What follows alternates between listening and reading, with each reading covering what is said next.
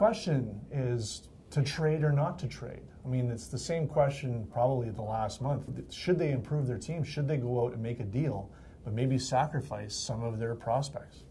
Yeah, that's the question right now. They have to look at themselves and ask themselves a couple of questions. One, how important is it to make the playoffs this year? At the beginning of the year, we were under the impression that it was playoffs or bust for this hockey team.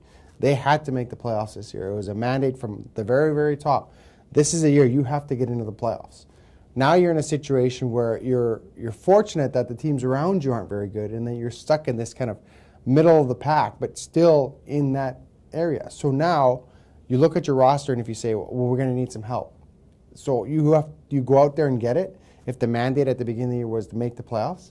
And yeah, you may be sacrificing a little bit of your future, but that's the game that they've always been playing. They've always kind of stood pat and didn't do anything about it and saying, well, we don't want to sacrifice the future to make a run now. I think the Oilers have to be aggressive. I really think that this is the time to show the organization, to show your fans, to show your team, we want to do this. We're going to do everything we can to get into this playoff spot. And right now, we're just going to worry about this season. And we'll let the chips fall where they may. We don't want to give away everything. I agree with that. But I think you're at a situation, especially this year, where you want to make some sacrifices to get into the playoffs this year and then go from there. And the Oilers do need to win probably about 2/3 of their games, between now and the beginning of April when the season's over.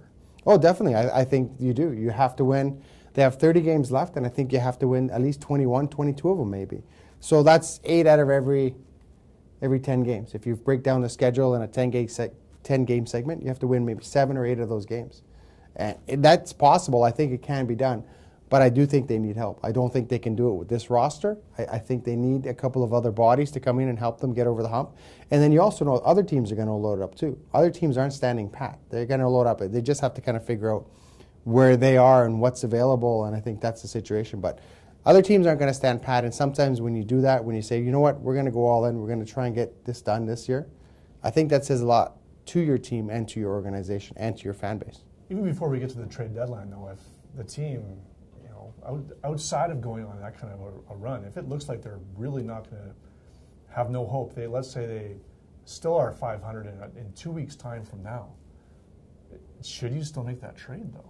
Well, that's where you have to see where you are. I think you have to make the move now. I think you have to make the move in the next 10 games. Mm-hmm. I think the Oilers have to, they can't win 5 of 10. They have to win 7, 8 of 10 to kind of be in there and be in that position, because then they'll know 5 of 10 won't get it done. And I think they know that right now. I think Kanichuk knows that. The players know that eventually someone's going to put together a run and just run away with this thing.